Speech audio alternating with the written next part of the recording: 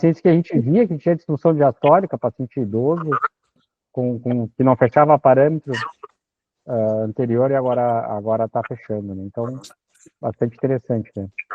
E poder usar o strain do lado esquerdo, né, mais ativamente, né? Então, é interessante. Tá sendo uma experiência positiva, como você falou. Boa noite, professor Castilho. Boa noite a todos. Boa participação aqui na nossa live.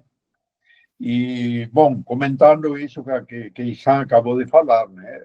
Realmente a aplicação prática disso aí está sendo muito positiva. Porque agora o número de disfunções diastóricas tem diminuído drasticamente, né? Utilizando essa nova metodologia, provavelmente, não sei, impressão que me dá que a gente estava fazendo um diagnóstico a mais de disfunção diastórica e provavelmente tratando pacientes que não precisavam de tratar. Não sei qual é a impressão de vocês. Eu não faço clínica, eu não estou no dia a dia, no pé do canhão, mas pelos comentários que eu vejo nas redes sociais aí com relação a esse guideline, parece que realmente houve uma diminuição drástica do diagnóstico, principalmente em pessoas mais idosas, né? No mais jovem, obviamente, se tiver alteração, é disfunção diastónica, né? Mas o mais idoso que ficava mais, digamos assim, vulnerável a esse tipo de diagnóstico e possíveis medicações desnecessárias. Essa é a minha opinião. Boa noite, João. Hoje conseguiu participar aqui. Sempre um prazer tê-los conosco.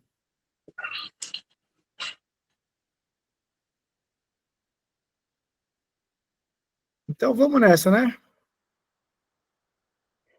Então, como eu falei, a gente vai dar continuidade ao que foi falado na discussão anterior. Aqui eu coloquei só o algoritmo para a gente relembrar, mas lembrando que esse algoritmo ele foi feito para a população geral, de uma forma geral. Existem situações específicas em que alguns detalhes precisam ser levados em consideração, dado as alterações hemodinâmicas, funcionais, anatômicas que, porventura, possam ocorrer nessas situações e que fazem com que determinados parâmetros não sejam aplicáveis, enquanto que outros devem ser priorizados nessa avaliação. Então, de forma direta, como diz o povo, sem mais delongas, começando pela valvopatia mitral, no contexto de estenose mitral, que a gente vai ter praticamente uma redução do orifício valvar, criando um gradiente entre o átrio esquerdo e o ventrículo esquerdo. Isso vai fazer com que o enchimento ventricular esquerdo fique reduzido, com consequente redução do volume sistólico. Mas, de uma forma geral, principalmente nos estágios mais iniciais, a complacência do ventrículo esquerdo ela é preservada, a não ser que você tenha coexistência com alguma doença miocárdica intrínseca, e aí você vai ter duas condições coexistindo e que pode fazer com que haja alteração da complacência ventricular esquerda. E nesse sentido, vale lembrar que, né, quando a gente tem esse gradiente pressórico entre o átrio esquerdo e o ventrículo esquerdo, a gente vai precisar de uma função atrial de bomba mais aguçada. E aí a gente vai ter, obviamente, um padrão em que a onda A ela vai ser maior do que a onda E. E aí, nesse contexto, a gente pode usar algumas medidas, como o TRIV, que é o intervalo entre o fechamento da válvula aórtica e a abertura da válvula mitral. Se eu tenho um aumento da pressão do átrio esquerdo, essa válvula ela vai abrir de forma mais precoce. Então, um TRIV reduzido, o ponto de corte colocado no documento foi menor que 60 milissegundos, vai ser um indicativo de aumento da pressão arterial esquerda e pode ser utilizado no contexto da estenose mitral para avaliar a função diastólica. Outro parâmetro, né, seria o fluxo do influxo mitral, análise do influxo mitral, que, como eu falei já, vai ter um aumento do componente da onda A, e indicando uma contração atrial mais exuberante, né, a gente vai ter um menor escoamento por essa dificuldade, né, de enchimento ventricular, então a onda E vai ser menor e a onda A maior, e uma velocidade maior que 1,5 metros por segundo também seria indicativo de alteração da função diastólica por aumento da pressão do átrio esquerdo. Esses seriam dois parâmetros factíveis nesse contexto, e a gente também tem, além da análise da pressão atrial esquerda, esse parâmetro que eu estava até comentando com o pessoal, realmente não é minha prática e confesso que não pretendo utilizá-lo, mas que é um intervalo, né, entre o pico da onda R e o pico da onda E mitral. Ele vai fazer uma relação com o TRIV, e essa relação, quando está aumentada, vai indicar uma diminuição do relaxamento do ventrículo esquerdo. E aí a gente vai sair daquele cenário muito comum, né, da função diastólica não avaliada em decorrência de uma patologia mitral, a gente muitas vezes descreve assim no laudo, mas aqui a gente pode tentar complementar, né? A avaliação da função diastólica é prejudicada pela presença de estenose valvar mitral, contudo com sinais indicativos de aumento da pressão do átrio esquerdo ou aumento das pressões de enchimento. O professor quer comentar alguma coisa? Pessoal, eu queria fazer um pequeno comentário com relação à estenose mitral, né, na parte do ponto de vista fisiológico. A gente sabe que há uma barreira, né? A válvula mitral cria uma barreira no qual sempre a pressão do átrio esquerdo vai estar aumentada. Então, o propósito desse tipo de análise seria mais para ver a pressão diastólica final do ventrículo esquerdo, que iria dar um guia, né, digamos assim, sobre como que está a função diastólica desse ventrículo. A pressão arterial sempre vai estar aumentada, porque tem um trabalho bem interessante, pós-operatório de estenose mitral, que mostra uma rápida recuperação da função ventricular esquerda após a abertura da válvula mitral, seja esta por colocação de prótese mitral, ou seja esta por valvotomia mitral ou por abertura, uma plastia de válvula mitral, indicando que provavelmente o ventrículo, em geral, né, ao contrário do que a gente pensava com estreia longitudinal alterado, o ventrículo, em geral, está relativamente preservado. Mas ele pode ter disfunção diastólica, e essa disfunção diastólica não vai se manifestar pelo aumento da pressão atrial, senão pelo aumento da pressão diastólica final do ventrículo. E aí a importância, né, nessa distinção desse tipo de parâmetros, né, desse diagnóstico, principalmente nessa relação que você não gosta, mas que eles colocam lá, que é a relação entre a mecânica, ou seja, entre o deslocamento do anel mitral e o enchimento, né, a velocidade de enchimento, o pico de enchimento da válvula mitral. Quando ele está aumentado, indica uma resistência do ventrículo, que seria mais ou menos independente da barreira, né, da valvular que existe na estenose mitral. Professor Jair, seja muito bem-vindo. Obrigado. Eu não estou conseguindo ajeitar a câmera aqui que você mandou o recado, eu não estou entendendo. Aqui na minha tela está muito bom. É a do professor Castilho. Sou eu que estou tentando aqui. Está certo. Pois não. Realmente, essa questão da avaliação da função diastólica na presença de estenose mitral é complicado. Usualmente, a gente não faz mesmo, não. Agora, uma coisa que pode se fazer é aquele intervalo entre o QRS e a onda mitral, a onda E, e o QRS e a onda E'. Se esse intervalo for menor entre o QRS e a onda E, significa que a pressão está aumentada. Tá certo? Essa é a única, podia ser, então, uma disfunção diastólica com esse parâmetro do intervalo entre o QRS e a onda E da mitral e o intervalo da QRS com a onda E' do anel tricúspide, do anel mitral, seja ele medial ou septal. Mas é difícil, não é fácil, não. Eu acho que do ponto de vista prático, assim, né, se a gente tem um paciente com estenose mitral grave, acho que não é necessário, né? Porque o diagnóstico está feito, né? A conduta vai estar tomada baseado nisso, acho. E a pressão arterial esquerda vai estar alta e o sintoma vai ser secundário. Muitas vezes é preciosismo nosso querer avaliar tudo em tudo, e a informação primordial é a gravidade da valvulopatia. Talvez aqueles pacientes que têm uma estenose mitral degenerativa, do idoso, esses aí sim vai fazer alguma diferença, que a gente não vai intervir, que ela é leve ou moderada, digamos assim, gradiente não tão alto, mas aí sim mesmo assim é difícil, né? Porque vai ter velocidades influxo mitral alteradas, né? E pela própria classificação do anel, até Isso. a velocidade de onda em linha vai estar prejudicada. Esse vai ser um paciente mais desafiador, né? Do que o paciente reumático moderado grave, que provavelmente os sintomas dele, provavelmente não, quase que 100% dos sintomas dele vai ser da válvula, né?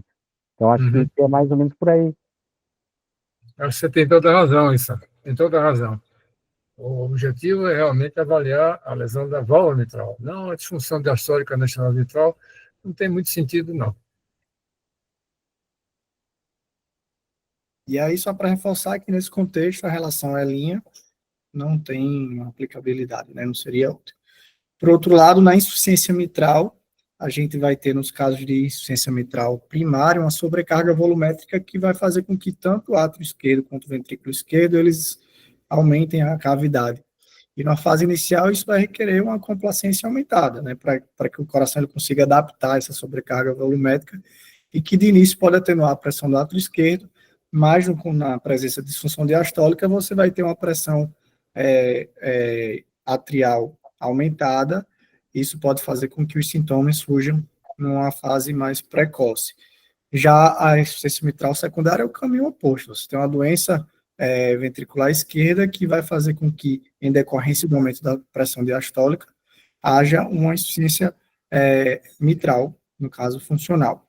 E aí tem esses parâmetros que o documento cita, que esse intervalo entre a onda reversa e a onda mitral, essa duração, ele é um parâmetro que é independente do grau da regurgitação valvar. E aí seria um bom indicador de aumento das pressões de enchimento, quando maior ou igual que 30 milissegundos.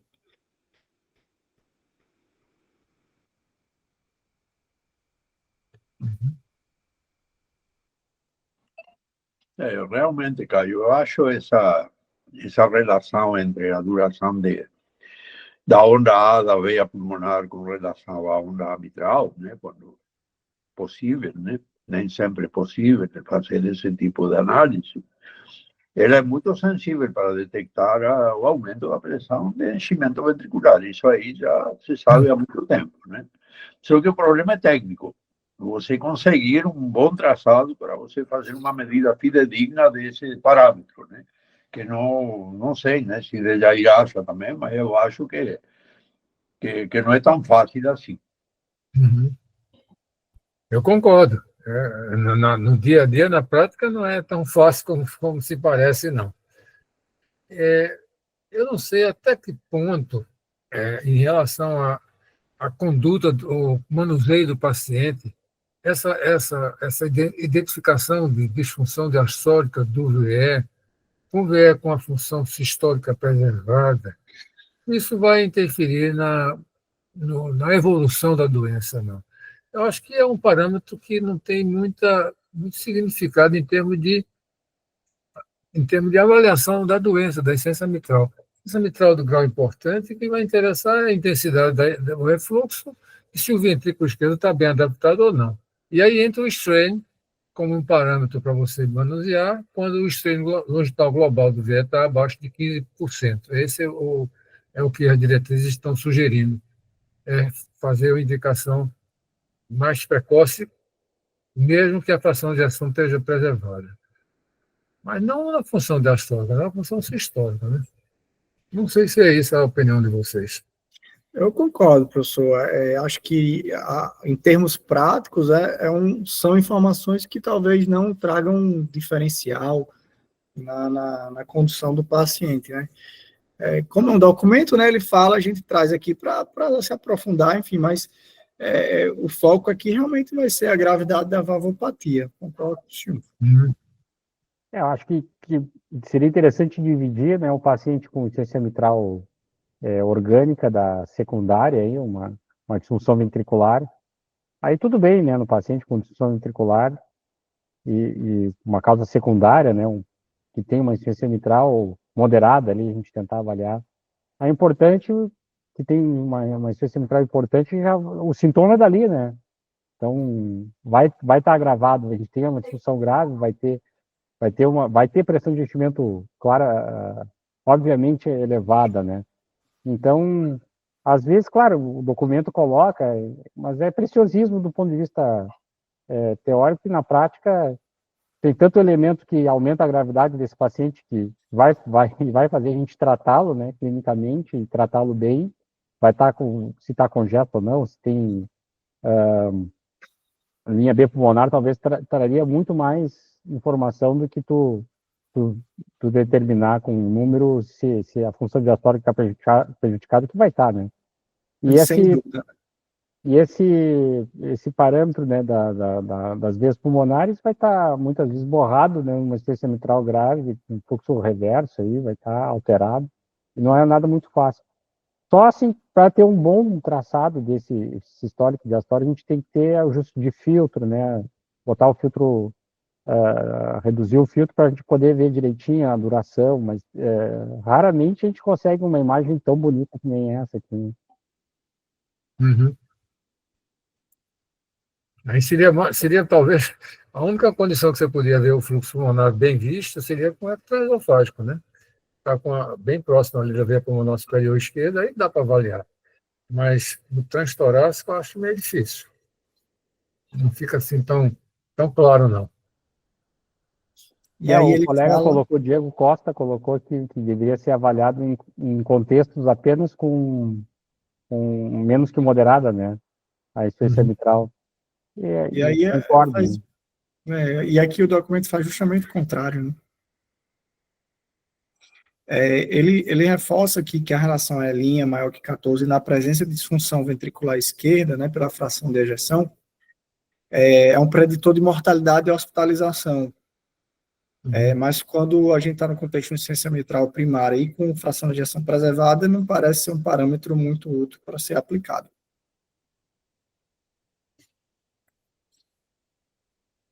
E aqui o nosso calo, né? Situação muito frequente, né? Assim, e que atrapalha bastante alguns parâmetros avaliativos, né? A calcificação do anel mitral, ela vai fazer com que haja alterações funcionais e anatômicas no arcabouço da válvula mitral, no aparato subvalvar, e isso vai fazer com que a dinâmica, independente do tipo de lesão, se é uma lesão estenótica ou se é uma regurgitação valvar, seja totalmente atípica, né? Então, quando a gente pensa nessas condições, a gente também tem que lembrar que, muito frequentemente, por ser uma condição que afeta, sobretudo, a população mais idosa, vão existir outras condições associadas, né? Cardiopatia hipertensiva, esclerose valvar aórtica, doença coronária, pacientes com disfunção renal crônica. Então, isso tudo vai fazer com que aqueles parâmetros de diástoles que possam eventualmente estar alterados e vão estar, não sejam necessariamente por disfunção diastólica, né? E aí a gente vai ter que saber separar um pouquinho o que pode indicar a disfunção diastólica, que também acho que vai ser meio que preciosismo, porque ele aborda aqui a classificação de moderada para cima, né? Então, você tem que classificar, saber quantificar a classificação do anel valvar. Existem duas formas, essa aqui é uma forma bem prática, então, a extensão do acometimento da calcificação em relação à circunferência do anel mitral e também em relação à espessura da calcificação propriamente dita, ou quando isso acontece de forma a acometer o ventrículo esquerdo também você pode caracterizar.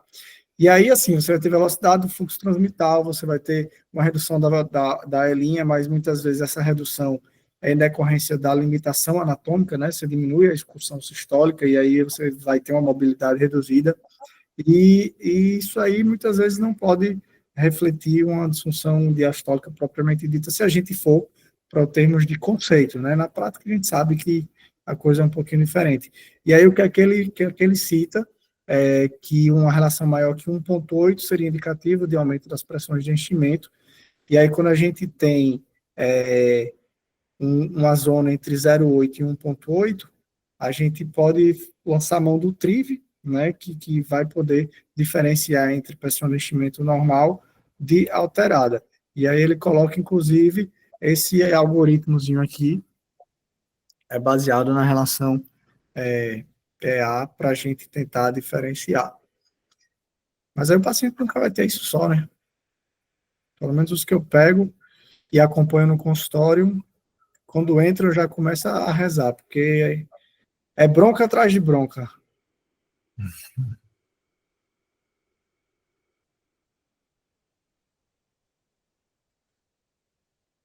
Saindo mais da valvopatia mitral, entrando no contexto da doença valvar aórtica, a gente sabe que a disfunção diastólica nesse contexto ela é preditor de desfechos negativos. Mas aqui não tem nenhuma particularidade que indique parâmetros adicionais ou, enfim, valores diferentes do que a gente já considera para o algoritmo padrão, a não ser quando na presença de calcificação do anel mitral associada, aí a gente deve seguir a recomendação para avaliação do acometimento subvalvar mitral.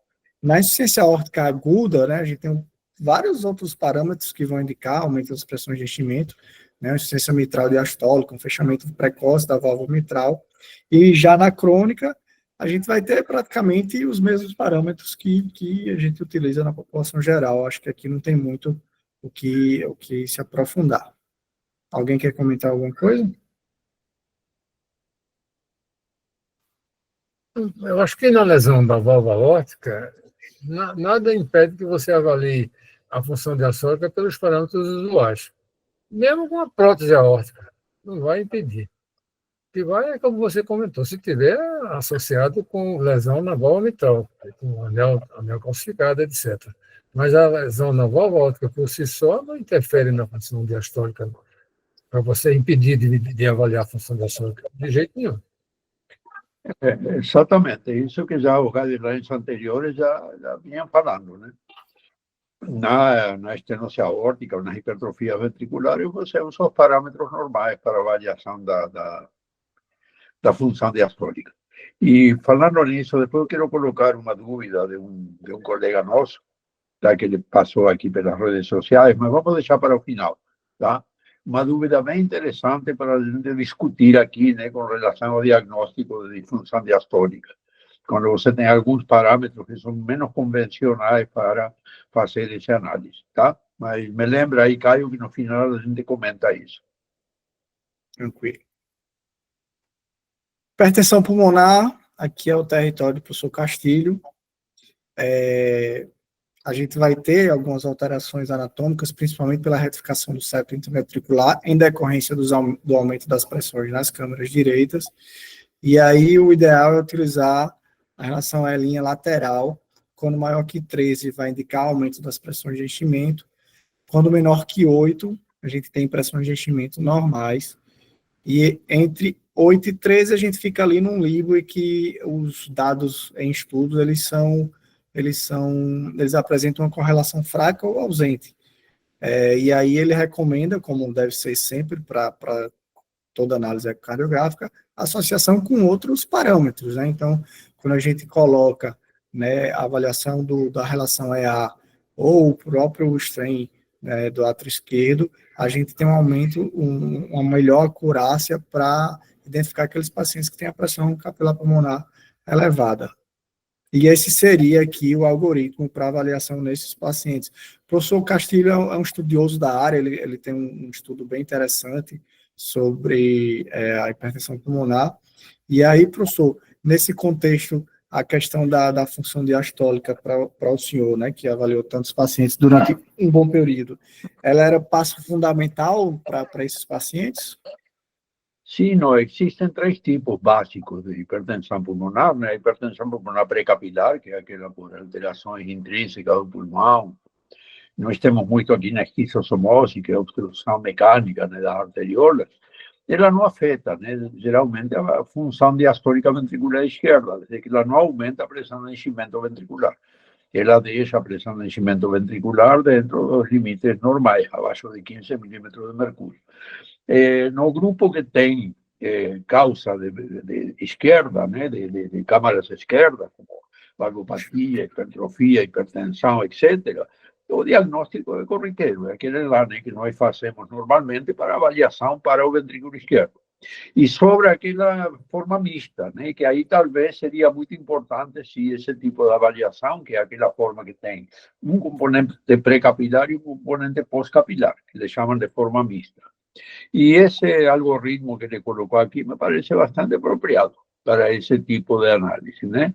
Una relación de A menor que 0,8 con velocidad de D menor que 50, alteración de relacionamento, ou seja, não tem aumento da pressão atrial. Pressão do átrio esquerdo normal, embora tenha disfunção diastólica ventricular de grau 1. Quando ela está entre 0,8 e o E menor que 0,8, porém com a onda E maior que 50, ou uma relação normal entre 0,8 e 2, aí você faz o strain do átrio esquerdo.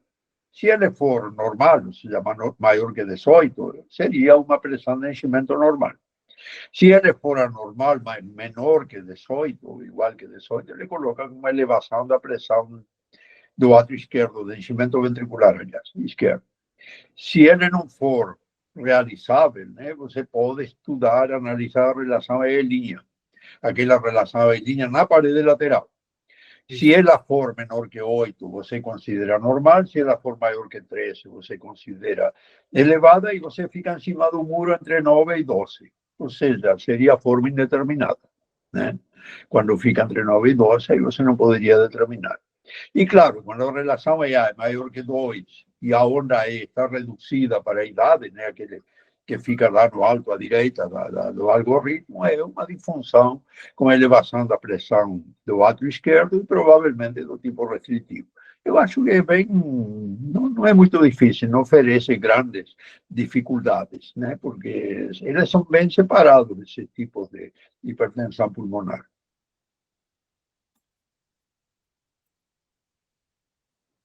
Só para. E aí, é justamente o que o professor complementou. Pode falar, Issan. Só para dar uma experiência pessoal aqui, de um caso de uma paciente idosa com marca-passo, e veio para estresse e tinha doença reumatológica, doença mista do tecido conjuntivo, acho uma coisa assim. Há alguns anos ela veio e tinha uma hipertensão pulmonar em repouso e eles queriam saber se a dispneia era esquerda ou direita, né? Essa era a pergunta. Aí eu botei a paciente na bicicleta em baixa carga, assim, a frequência quase não aumentou nada, que ela é portador de marca-passo, não teve alteração na E', mas a essência tricúspide, que era leve, ficou importantíssima e fez uma hipertensão pulmonar significativa ao esforço, né? Eu não consegui pegar o VTI da via de saída para fazer o cálculo da resistência pulmonar, mas aí eu laudei como uma hipertensão com uma dispneia de origem direita, né, que foi hipertensão pulmonar, e a hipertensão pulmonar aumenta no esforço. E aí laudei, né, bem objetivo, disse que não tinha disfunção diastólica e tal, foi para o centro de hipertensão pulmonar que a gente tem aqui e trataram como insuficiência cardíaca diastólica, né, dizendo que era esquerda, que não era. Eu fiz o exame e botei que era direita. E deram diurético para a senhora e ela não melhorou. Ela fez até insuficiência renal pré-renal, né. Então, às vezes, assim, é difícil a diferenciação, e puxando a sardinha para o lado, né, a bicicleta ajuda, né, e o médico tem que confiar no laudo, né, não adianta pedir o exame e fazer o tratamento baseado, então não precisa pedir o exame. Foi bem interessante, assim, porque o ventrículo direito aumentou e fez uma insuficiência tricúspide bem importante ao esforço. Um exame bem bonito, assim, bem antigo. A paciente até já faleceu. Mas a gente consegue ajudar nesses casos, e a relação E' dela foi menor que 15, né, no caso. E, então, você acha que o Hengrip ajudaria nesses casos? Olha, eu não tenho experiência, assim, em hipertensão pulmonar, ver a pressão pulmonar com o Hengrip, mas a insuficiência mitral aumenta bastante com o Hengrip, né. Tem até um grupo do Dr. Nicolas Merck, lá de Berlim, né, que eu sigo no Twitter. O cara é fantástico, ele é fã do Hengrip para valvulopatia, e ele desmascara aí insuficiências mitrais com Hengrip, com aumento da pós-carga. Aumenta rápido. Talvez para diástole vai ajudar, né, para o lado esquerdo. Agora, para hipertensão pulmonar, se ela aumenta, não saberia dizer, né. Para o lado esquerdo aumenta rapidinho. Pois é, muito interessante para meu grupo de pacientes, né, de hipertensão pulmonar pré-capilar, que são pacientes com esquistossomose, que são pacientes graves. né? Com hipertensões pulmonares praticamente sistêmicas, a maioria deles. E eu vou começar a usar o Gengrip, depois eu falo para vocês qual vai ser a experiência. Se não matar ninguém, né, com o Gengrip, mas vamos tentar fazer isso aí de uma forma assim mais Matar não vai devagar, né, matar, para ver como doutor. que vai funcionar, né, Issan? Não, exercício não mata, pá, fica tranquilo. Já tentei, mas não consegui matar ninguém. Fica tranquilo, pô.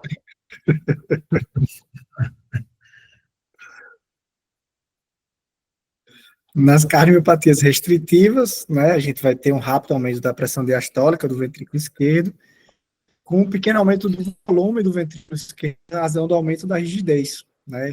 E aí você vai ter nas fases iniciais de disfunção diastólica grau 1 ou 2, e aí em fases mais avançadas de doença a gente vai ter o padrão já restritivo. E aí também não tem muito, né, não tinha muita diferença em relação a E' maior que 14, um tempo de desaceleração menor que 140. Aí ele cita 2,5 aqui, né, a gente usa 2, um TRIV reduzido menor que 50, e aí você vai ter, nesse caso, ondas Elinhas, ou septal ou lateral, bem reduzidas, né, que é um dos parâmetros que ele até cita para diferenciar da constricção, né, da pericardite. E aí a gente vai ter tantos... Oi? Da pericardite constrictiva, né? Isso, exato. E aí, tanto o strain global longitudinal quanto do átrio esquerdo vão estar reduzidos.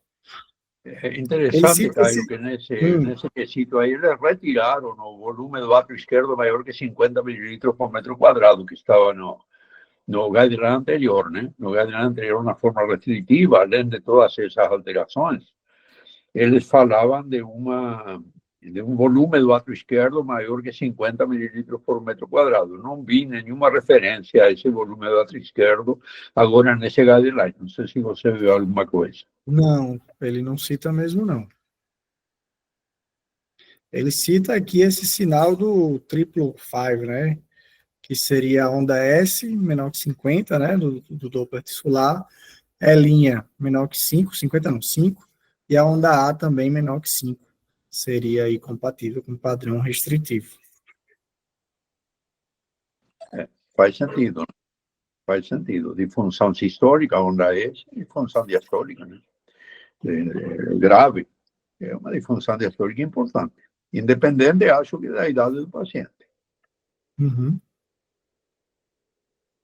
E por último, para também não ficar muito corrido assim, né? O assunto é denso. O grande desejo, né? A avaliação da função diastólica na fibrilação atrial.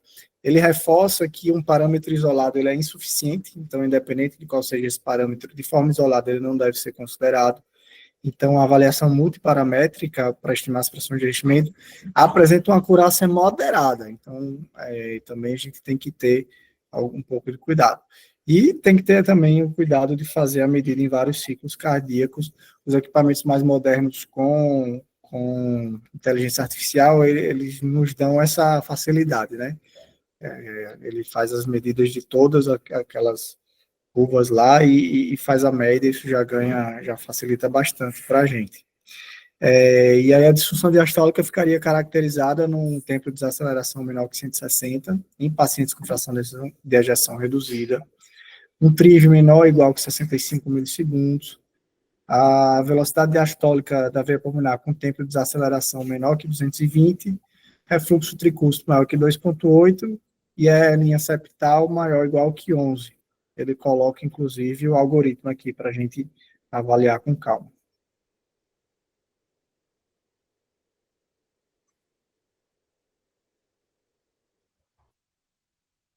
A gente estava falando, né, Caio, esse algoritmo também é uma novidade na diretriz, né, na diretriz anterior eles citavam, né, além disso falava também, e mantém, né, nessa diretriz, uma variabilidade menor das velocidades da onda E, que fala mais a favor de paciente com aumento da pressão de enchimento, e esse algoritmo foi até atrás do estudo da referência que tirou, e é muito interessante, assim, que eles fizeram estudo hemodinâmico, além da avaliação cardiográfica, os pacientes foram para estudo hemodinâmico e ele tem duas etapas, né? A primeira etapa já 60%, não, 60% não, um pouquinho menos de 60% dos pacientes a gente já consegue classificar eles, né, conforme a pressão de enchimento. E quando vai para a segunda etapa,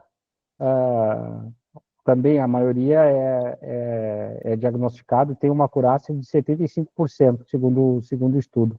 Eu achei bem interessante e prático, né, que é o que a gente faz no dia a dia, né, uma velocidade mitral de influxo aumentada fala a favor de aumento de pressão de enchimento, uma variabilidade pequena, uma relação em linha septal maior que 11, o tempo de desaceleração, são todos dados práticos que a gente faz no dia a dia e são factíveis, né? A gente vai conseguir fazer na grande maioria dos nossos pacientes, e quando não conseguir, a gente vai usar o estreito atrial, quem tiver, e até o índice de massa corporal. Eu achei muito interessante e muito aplicável na clínica, né?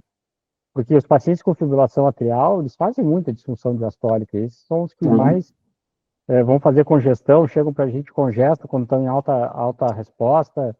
E acho que é super importante a gente estimar a pressão de enchimento nesse grupo de pacientes. E uma novidade aí nesse guideline também, falando agora de FA, né, ele colocou paciente obeso, né, como um índice de massa corpórea elevado, acima de 30, ou seja, a obesidade também influencia no diagnóstico, né? Um paciente magro, né, mesmo que ele tenha algumas alterações, ele pode ser considerado como compressão normal. Seria mais ou menos, eu acho bem interessante, né, essa visão um pouco diferente que eles tiveram agora nesse guideline, abrangendo principalmente esses aspectos que são muito importantes, né? Você sabe que o obeso, a gravidade da fibrilação atrial no obeso é muito maior do que num paciente mais magro, né?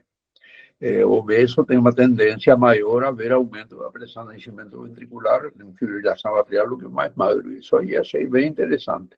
Não sei o que vocês opinam aí com relação a isso. Inclusive, professor, até sugestão para uma próxima discussão, o strain obeso, né, que a gente tem visto bastante alterações, mesmo naqueles pacientes que não têm doença cardíaca estrutural estabelecida, né?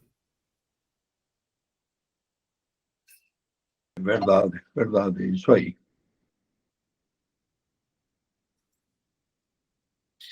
Bem, acho que é isso. O documento ele cita algumas outras situações, como avaliar após procedimento de reparo valvar borda a borda, pós-transplante cardíaco, pacientes em assistência ventricular. E aí, são contextos mais específicos. Eu acho que se a gente colocasse tudo aqui ia ficar bem extenso. Também não coloquei a parte de insuficiência cardíaca com fração de ejeção preservada aqui, porque eu acho que vale um segundo momento só para discutir sobre isso, diante da importância dessa condição clínica. Mas o objetivo era citar que alguns contextos específicos precisam de uma atenção um pouco a mais, né, um pouco maior. Mas a gente tem que trazer isso para a prática. A gente vê que no contexto, principalmente da doença valvular mitral, a gente fica muito no campo da teoria, né, para pesquisa talvez, mas para a prática talvez sejam informações que não tragam muito, não acrescentem muito no manejo dos pacientes. Mas diástole é sempre um tema difícil e a gente tem que sempre estudar para poder entender melhor. De uma forma geral, já estou aplicando, né, na prática, no dia a dia, essa nova diretriz, e tem sido uma experiência bacana, assim, acho que ajudou bastante, ajudou muito. Agora eu queria colocar essa dúvida que eu falei de um colega, né, o colega Nelson. Ele faz uma pergunta bem interessante. Ele diz que o paciente veio por eco de rotina, sem queixas clínicas, uma paciente mulher, adulta, jovem, que teve todos os parâmetros de avaliação de função diastólica e só o strain do átrio esquerdo foi menor que 14, e a relação sístole-diástole da veia pulmonar de 0,67, ou seja, menor do que 1. E todos os demais parâmetros, relação, linha, tudo mais normal. E ele pergunta, vou ter que catalogar essa paciente como disfunção diastólica grau 2, com aumento da pressão de enchimento ventricular? Eu jogo aí para vocês discutirem isso aí.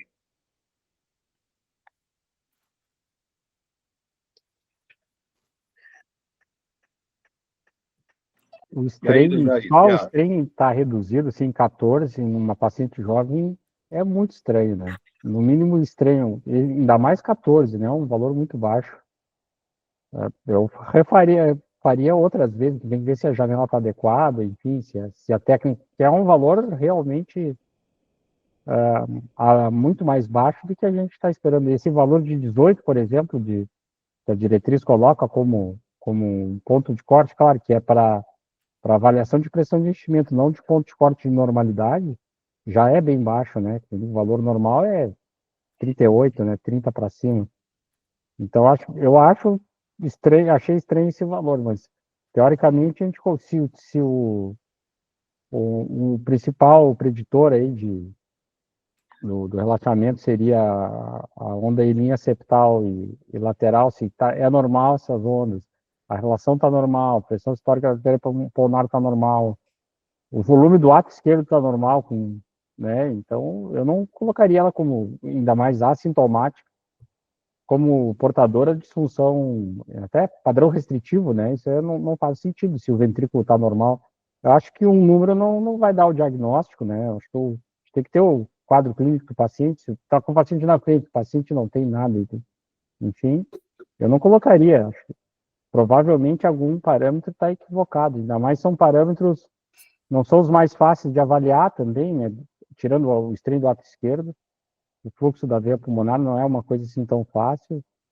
Então, se os outros estão normais, e a paciente é assintomática, e eu estou vendo o eco dela e tenho certeza que é normal, eu acho que eu não pensaria que ela tenha doença, função diastólica, e qual a etiologia para ela ter uma doença tão grave com o eco todo normal. Acho que a medicina é um quebra-cabeças, né? A gente junta as pecinhas para fazer um diagnóstico. Agora, se não faz muito sentido, muito provavelmente está errado e vai fazer mal para o paciente, né? Que nem o Dr. Lois fala, né, que um exame não faz mal para o paciente, mas o laudo sim, né? Então, a gente fazer um laudo equivocado aí para essa paciente, talvez a gente vai fazer mais mal do que ajudá-la, né? Não sei, eu penso assim, eu penso sempre o lado do paciente, né? E eu também faço clínica e acho que a gente tem que ajudar o clínico e não atrapalhá-lo, né? Assim, no dia a dia. Jair, Alô? o que você acha, Jair? Eu concordo plenamente com o que Sam falou. Eu acho que está mais por uma questão de método, que talvez não tenha, talvez não estou diminuindo a questão da técnica do colega, mas às vezes você não tem razão para estar desse jeito. E eu acho que então ele devia repetir ou usar outros parâmetros além do eco por si só, para poder avaliar melhor a paciente. Não é? Isso eu faria assim.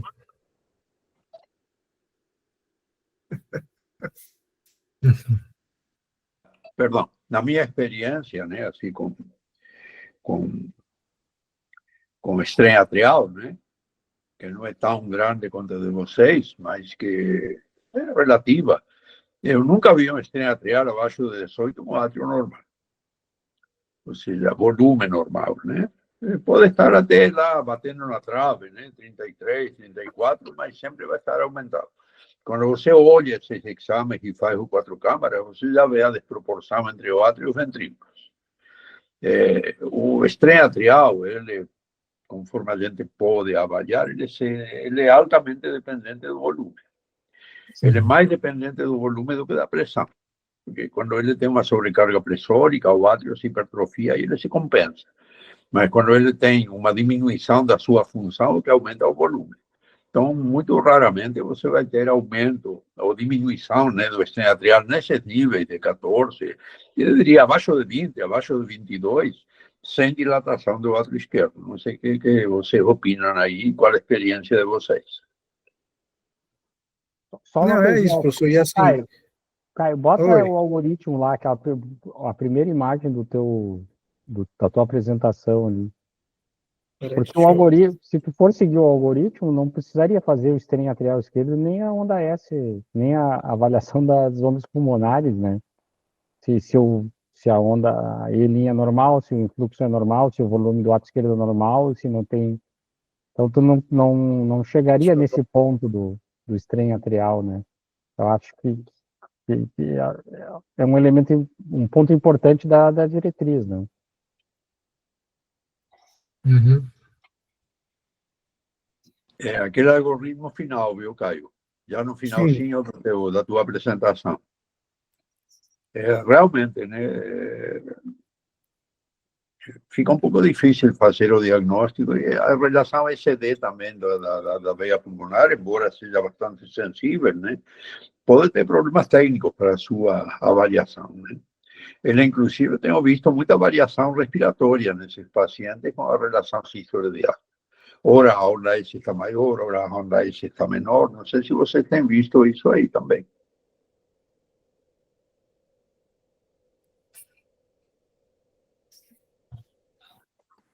Ninguém opina? Caio, eu te cortei, Caio, na hora que tu ia dar a tua opinião. Perdão, hein? Não, era fala a só tua opinião. para falar que as considerações iniciais da nova diretriz é justamente que você não deve se basear em um parâmetro único. Então, assim, apesar de ter tido alteração na questão do fluxo da veia pulmonar, a gente sabe que tecnicamente não é um parâmetro fácil de ser feito. E aí, quando você tem um parâmetro muito discordante dos demais, talvez não seja interessante confiar plenamente naquele valor, né? E é como o professor disse, um strain muito reduzido com átrio esquerdo de volume normal já chama atenção, né? Então, talvez ver se a janela não ficou encurtada, enfim, repetir essa medida. E aí não é nenhuma crítica à capacidade de ninguém, porque a gente sabe que o exame é assim mesmo. A gente, quando tem alguma alteração, a gente refaz, tenta melhorar a janela e para ver se aquela alteração de fato não está com a limitação técnica como sendo um fator confundidor. E é como você disse, o paciente está do nosso lado, né? Então a gente também tem que também trazer esse contexto para a parte clínica, né? No paciente com strain de átrio esquerdo de 14 sem sintoma, sem histórico de uma arritmia atrial, enfim, não seria por esse caminho mesmo.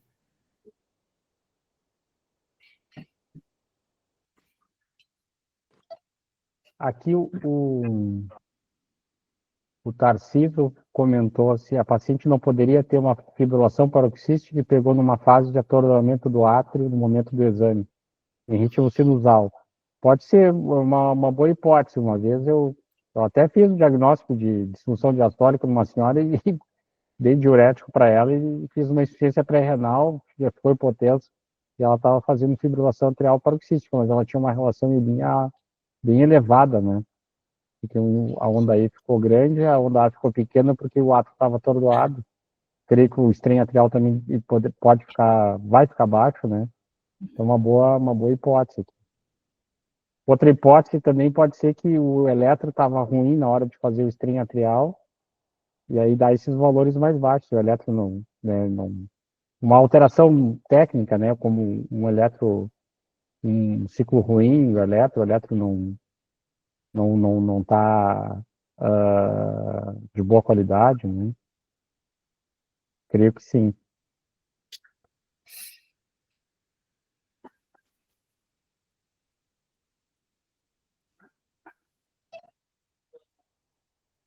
Acho que é isso, né, Caio? Só tem uma pergunta aqui da Silvana no chat. Alguém da né? plateia que queira falar, que queira... Ela perguntou aqui... Jair quer dar uma palavra final. Ela colocou como escolher a melhor medida na tomada de medidas da função diastólica ventricular esquerda na fibrilação atrial pela variabilidade de medidas. Eu vou fazer um comentáriozinho que eu acho que é pertinente. Na fibrilação atrial, eu falei da outra vez que eu uso a VP, velocidade de propagação. Né? Se ela é menor do que 50 centímetros por segundo, tem disfunção diastólica. Agora, o que eu vejo assim é que uma preocupação muito grande é para saber se tem capilar pulmonar aumentado ou não. Aí vai depender. Eu primeiro faço o diagnóstico de disfunção diastólica. Tem disfunção diastólica? Tem. Agora, Se o capilar está aumentado ou não, aí você usa outros parâmetros. Na fibrilação atrial, eu uso sempre a BP, porque eu preciso saber, eu não preciso da onda para avaliar a função se tem ou não disfunção diastólica na fibrilação atrial. Eu vou precisar de outros parâmetros para avaliar a pressão capilar pulmonar. Aliás, eu queria até fazer uma provocação. Está muito dito em todas as diretrizes que a pressão sistólica na artéria pulmonar é um parâmetro importante de disfunção diastólica. Ué, se você tiver uma hipertensão pulmonar pós-capilar, você para ter insuficiência tricúspide, para levar uma insuficiência tricúspide com elevação da velocidade do refluxo tricúspide, que chega a uma pressão na arterial pulmonar mais significativa, eu acho meio difícil. Você, como consequência de um aumento pós-capilar, não pré-capilar. Pré-capilar é diferente. Então, eu acho que esse parâmetro, por exemplo, de 2,8 da pressão, ou pressão sistólica acima de 35, para diagnóstico de disfunção diastólica, eu praticamente não gosto muito disso, não, porque eu não acredito muito que uma disfunção diastólica, para levar a esse tipo de problema, tem que ser uma hipertensão, uma disfunção diastólica com capilar pulmonar muito alto e por muito tempo, para levar uma sobrecarga do VD e para depois levar uma insuficiência tricúspide. Não sei se vocês concordam com isso, mas a minha impressão é essa. Não vejo como um paciente, por exemplo, com disfunção diastólica tipo 1, grau 1, não vai ter nunca uma PSAP maior do que 35 milímetros, nunca. Para ter isso, você tem que ter um aumento da pressão na artéria pulmonar que seja significativo para levar uma disfunção do VD e levar a insuficiência tricúspide. Acho isso meio difícil, eu não sei. O que é que vocês acham? Não, de função tipo 1, claro, né? Teoricamente não aumenta a pressão no enchimento, mas ela dá dispneia. Uhum. Ou não? Como é? Ela dá dispneia. Essa disfunção tipo 1 não aumenta a pressão do átrio esquerdo. Sim, claro. Teoricamente, mas ela provoca dispneia no paciente, principalmente se for idoso. Sim, dispneia, mas não hipertensão arterial pulmonar. Não, claro, não, sem dúvida. Não vai levar a hipertensão arterial pulmonar nunca. Sem dúvida. E esse negócio da pressão pulmonar, né, ele está meio confuso, né, porque teve aí uma recomendação que recomendava não medir. Agora estão recomendando medir de novo. Não sei se vocês já viram isso aí. Passou um bom tempo aí que você não podia medir mais a pressão pulmonar. É só por a pressão do ar. É só probabilidade. Né? Mas o que eu estou querendo chamar a atenção é dizer o seguinte, que você para ter uma insuficiência tricúspide com uma velocidade maior do que 2,8, que deu um gradiente, uma pressão sistólica na artéria pulmonar, pressão sistólica na artéria pulmonar maior do que 35 milímetros, é preciso que você tenha um capilar pulmonar mantido alto por muito tempo, para depois, secundariamente, ocorrer uma hipertrofia da camada média das arteríolas e aí aumentar a resistência arterial pulmonar, levando à insuficiência tricúspide. Está entendendo o que eu quero dizer? Não, isso é verdade, claro. Tem uma sequência, não é assim, não. Não, claro que não. Pegar lá acho muito furado isso aí. Me desculpe a franqueza. É um ponto fraco, né? Vai ser um ponto fraco do guideline, né? Doutor Jair, o senhor pode falar o que o senhor quiser, doutor Jair. O senhor está com moral, o senhor pode falar o que o senhor quiser. O que você acha, Sam? Quem sou eu para achar alguma coisa? Eu acho que o senhor e o doutor Castilho podem falar o que vocês... Eu não tenho propriedade para falar assim. Não, eu acho que a pressão o oposto também acontece. Vem muito paciente que tem uma pressão arterial pulmonar um pouquinho mais alta, o idoso, assim, não é infrequente vir com 35 e não ser necessariamente relacionada à hipertensão pulmonar, assim como no esforço aumenta em obeso, aumenta em atleta, aumenta em idoso. E o ideal seria a gente fazer o cálculo da resistência, que não é muito fácil, porque tem que pegar a via de saída do VD durante o esforço, não é um traçado muito bonito, assim. Eu acho que é como o Caio falou, é um parâmetro a mais, né? Um elemento só não vai fazer diagnóstico. Talvez como um critério maior, né, seja meio pesado mesmo, né? Porque não é um parâmetro totalmente específico, né, para aumento de pressão de investimento, né? Outras coisas aumentam e para estar alto também tem que, como você falou, tem que ter mais tempo. Eu acho que esse vai ser o ponto fraco aí desse guideline, né? Essa parte da pressão pulmonar. Sempre tem um ponto fraco, né? Eu queria responder a pergunta da colega ali, da Silvana Tom, que ela perguntou. Ela quer saber do parâmetro, como escolher o parâmetro na fibrilação atrial. É a velocidade, né? Que vai variar. Tem que fazer a média de vários batimentos, viu, Silvana? Eu acho interessante ver a desaceleração também, o TDA, né? O tempo de desaceleração curto também é indicativo. Exatamente. Tem que fazer uma média de vários batimentos. O Caio até comentou, né, que tem aparelhos que fazem medidas automáticas da onda E, da onda E', e faz a média na hora que a gente faz o cálculo. Senão vai ter que fazer 5, 10 batimentos aí. E voltando àquele caso anterior, pessoal, voltando àquele caso anterior, aquele estresse atrial muito baixo, com uma relação sístole alterada, paciente assintomático, eu acho que é incompatível. Paciente com isso aí teria sintomas. Não acha, DJ? No mínimo teria uma tossezinha, uma dispneia. Desde que o capilar pulmonar ultrapasse aquele valor, né, que leve a dispneia, tudo bem. Mas fica a dúvida, né? Eu acredito o seguinte, como médico, como cardiografista, a gente faz várias medidas, né? Quando uma medida não faz sentido, a gente tem que repetir, e se a gente não acredita na medida, a gente não utiliza. Eu, pelo menos, eu faço isso. Não é porque tem strain que eu vou fazer num paciente que deu 12, eu não concordo, eu não coloco esse strain mesmo. Né? A gente vai, se veio com pedido de strain tecnicamente inadequado, ou janela inadequada, enfim. Então, acho que uma medida ela tem que fazer sentido, é a mesma coisa. Pior ainda, né? Um PISA, uma área valvar, às vezes vem paciente com uma área valvar para estenose aórtica grave e não é grave, mas porque o cálculo deu pequeno. Se dá pequeno cálculo, eu não coloco na conclusão, né? Ou faço até ser compatível. Acho que a gente tem que ter um pouquinho mais, tem que ter um senso crítico de saber o que utilizar, né? São vários parâmetros e nem todos vão ser adequados, né?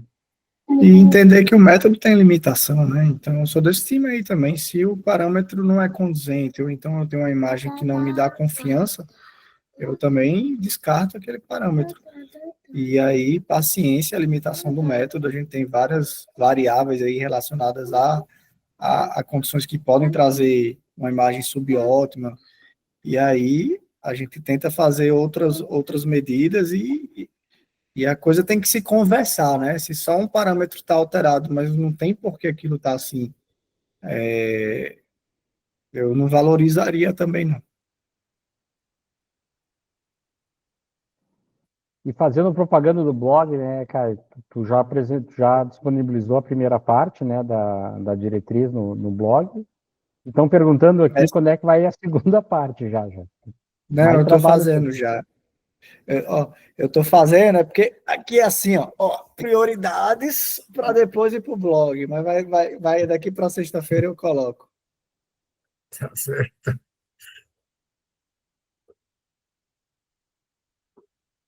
Então é isso, né? Vamos nessa, agradecer para todos que participaram. E aí, se alguém tiver sugestão de assunto para a gente discutir no segundo momento, enfim, fiquem bem à vontade. O grupo é sempre aberto a sugestões, então nos canais lá, nos grupos de WhatsApp, enfim, através dos canais da escola também, que quiser entrar em contato, discutir algum caso, quem não se sente à vontade de conversar por aqui, procura a gente, que a ideia é compartilhar conhecimento e aprender sempre, porque quando a gente compartilha, a gente aprende mais, né? Inclusive, comunicar que assim que estiver editado essa nossa live vai ser disponibilizada no YouTube da escola, tá? Perfeito. Então, obrigado, pessoal. Professor Jair, mais uma vez, parabéns. Muita saúde para o senhor, viu? Obrigado. Parabéns, 78. professor. Parabéns, parabéns. Um jovem, parabéns. Saúde, sucesso, dinheiro, amor, tudo de bom para o senhor. E obrigado a todo mundo, né, pela participação. Tinha bastante pessoas aí presentes na nossa live, mais uma vez. Nós vamos ter uma próxima live na próxima terça-feira. Acho que vai ser algum tema sobre hormônios.